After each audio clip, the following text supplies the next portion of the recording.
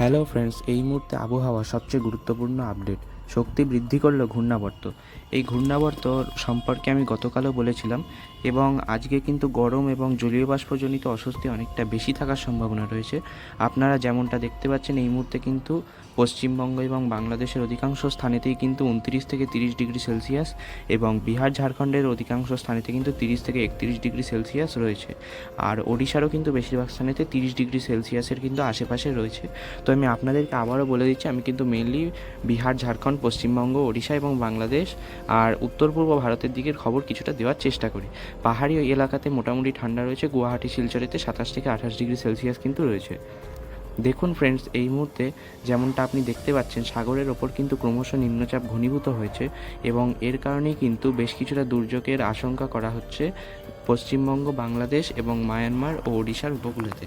দেখুন ফ্রেন্ডস, উপকূলের কথা আমি বলেছি, উপকূল থেকে খুব অতিরিক্ত দূরবর্তী কোনো অঞ্চলেতে অতিরিক্ত ভয়ঙ্কর প্রভাব পড়ার সম্ভাবনার ব্যাপারে আমি পরে বলছি।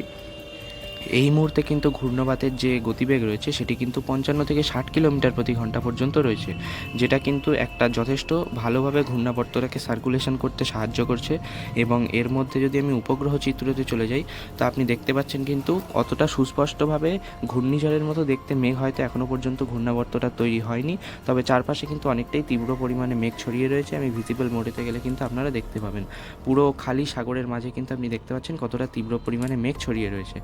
এই মুহূর্তে কিন্তু পশ্চিমবঙ্গ, বাংলাদেশ এবং তার পার্শ্ববর্তী অঞ্চলের ওপরে খুব বিক্ষিপ্তভাবে হালকা মেঘ রয়েছে।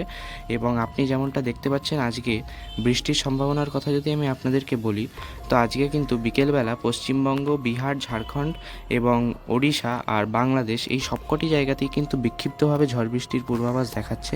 যদিও তার সম্ভাবনার কথা যদি আমি বলি, তো সেটি 60 থেকে 70% পর্যন্ত রয়েছে। অর্থাৎ বিভিন্ন জায়গাতে কিন্তু এটি দেখাচ্ছে। গতকালও দেখিয়েছিল, তবে গতকাল কিন্তু বেশিরভাগ জায়গাতেই ঝড় বৃষ্টি হয়নি।